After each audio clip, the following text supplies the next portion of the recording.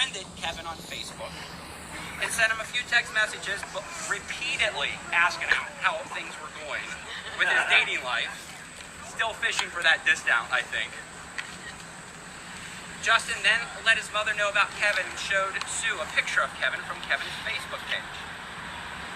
Sue said he was cute, and yes, would be willing to go on a date with him.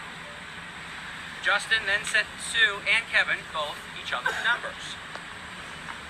Well, like any good man, Justin wanted to make a great, or I'm sorry, not Justin. He hopefully has already made a good impression on Sue. Kevin wanted to make a good impression with Sue, so he went about seeking sage advice from his buddy, Ron. Still unsure of the phone call, though, he ended up sending a text because that's always a good idea. A few Kentucky bourbon ales later, Kevin sent a text message about his conversation with Justin, suggesting that he and Sue could meet up for a drink and what he thought was going to be a beautiful beginning to a relationship, potentially. Sue's romantic response: "My sons are such practical jokers." Kevin immediately sent an apology, felt a little sheepish, thinking he'd been played by Justin. I'm sure he probably doubled the invoice for the installation of that water heater, and then backed off of Sue with just the simple message, "I promise I don't bite." A few days later, that following Saturday actually, Sue hadn't heard from her favorite plumber, and sent Kevin a text message that if he promised not to bite, and it was sort of funny, in speaking to both of them in advance, they both concentrating on this biting thing. I'm not sure if that's an issue in the past between them. I was still unsure about that as well. But Sue asked Kevin if he would like to meet that evening at Barleycorns in Florence, as a band she wanted to hear was playing that night, and that date was finally set. At home, Sue began getting ready for this first date. She decided to walk her dog Deuce before taking a shower. Sue's mind drifted to her late husband, Danny, who had died 7 years prior. She asked Danny to give her a sign whether or not this guy was a good guy. Well, she proceeded to walk Deuce the dog down the street, and something sort of drew Sue's attention up to the hillside, and she noticed a young man sitting on the tailgate of his station wagon playing a guitar. Something that Danny loved to do. That was her sign that Kevin was going to be an okay guy. Sue even snapped a picture of it. On August 27th, 2016, 2 years and 5 days ago from today, our two lovebirds finally met up. The date, much like everything else that leading up to this fateful day, was entertaining to say the least. When Kevin first laid eyes on his bride-to-be, he recollected her beautiful, large smile. However, when they sat down, Kevin noticed immediately that she was chewing gum and kept texting on her phone. And he thought, I'm not even sure if this girl's interested in me. All she wants to do is text. From Sue's perspective, he kept getting up to go pee, so she wasn't sure if he was even interested. In truth, in talking to both of them, they said that she was very interested, and her sons wouldn't stop text messaging her to make sure she was okay. And Kevin just had to pee a lot. 2 beers, 5.5 hours later, their date ended with a hug and Kevin asking if it was okay for him to call Sue again. And of course her answer was yes. So now that everyone has been caught up, family and friends, we are gathered here today before these witnesses to unite in marriage, Sue and Kevin. If we can bring in, where is the bride and the groom? They haven't ran yet, have they? Because if not, that was a really waste of a good story. But at least we have cold beer. I got for something anyway.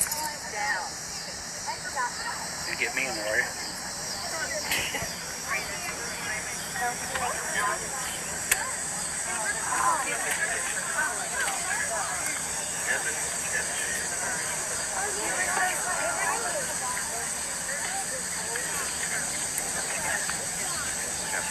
Different story.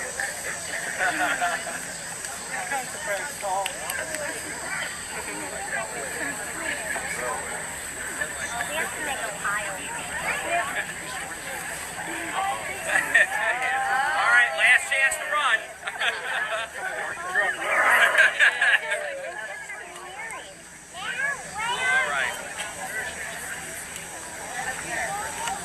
Flaky.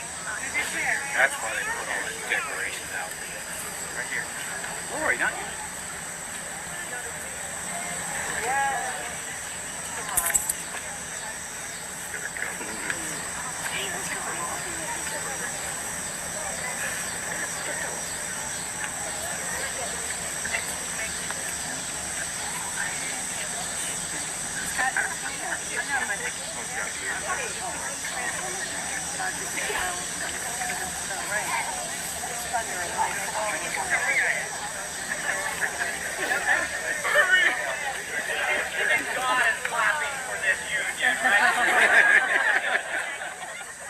We better hurry up before we start flying, though.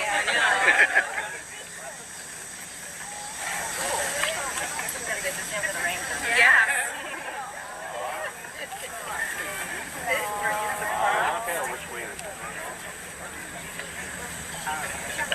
Yeah.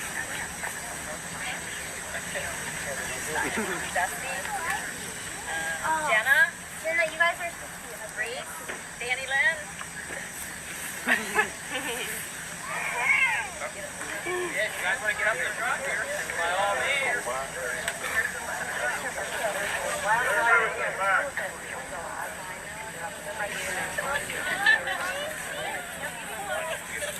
All right. Can you help?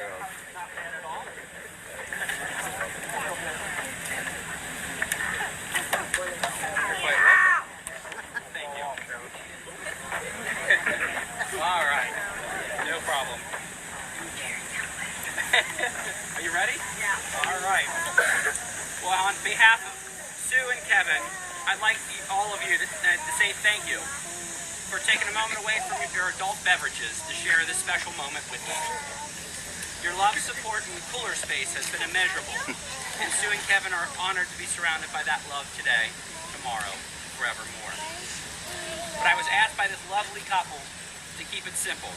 So as my college writing professor wrote, they once told me, if I can't be brilliant, be brief. So with that being said, are you guys ready? All right, go ahead, hold each other's hands. Like that. All right. All right. Kevin, you can repeat after me.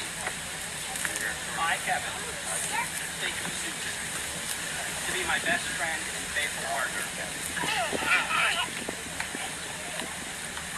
I promise to encourage you and inspire you, and to love you with times. I will forever be there to laugh with you, to lift you up when you are down, and to love you unconditionally through all the days of our lives. And so, if those that couldn't hear, he said, I already do. Susan, if you repeat after me. I, Susan, take you, Kevin, to be my best friend and faithful partner. I promise to encourage you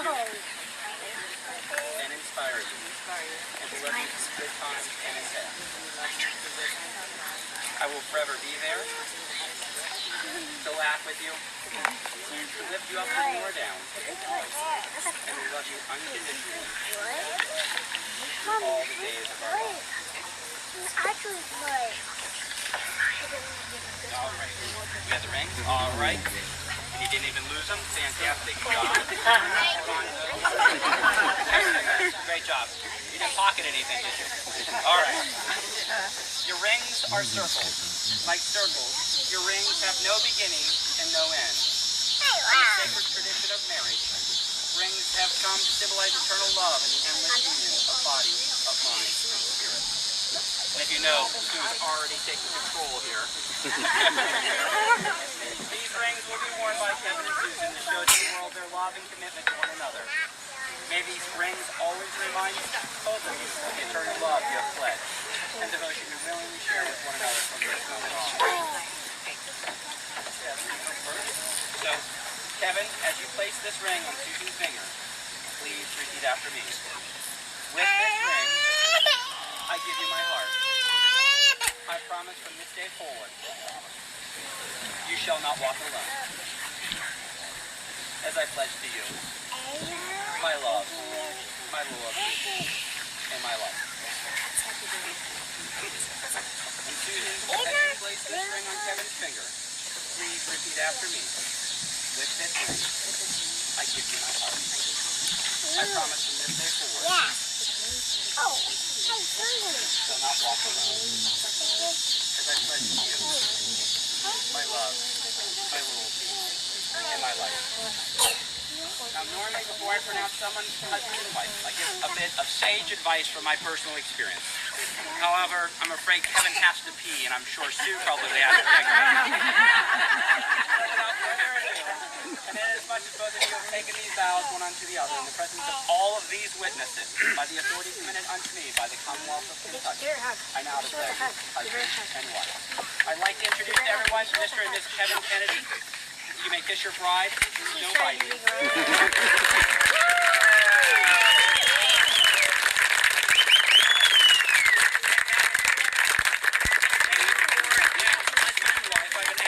Grandson would like to say a little prayer. Come on up here, Reese. So come on up here. That ladder. He's a young kid. He can make it up. He's too tall to get down. Oh. Well, let me take notes here. Clean up your messes. Say sorry. Flush the toilet. Never shower each other. Almost out of fire. Share. Remember, if you have $20 and she has $5, she now has $25. When regular words fail, try. This is how love you answer. Don't go to bed angry. And Papa, refer back to number 1. If you're cleaning, she won't be bad anymore. Papa, congratulations.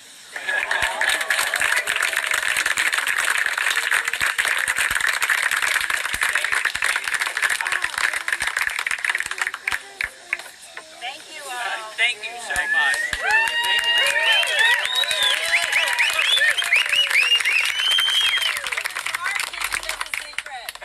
I was on vacation with Justin and Julie for a whole week, about 3 weeks ago, and oh my God, that was the hardest thing.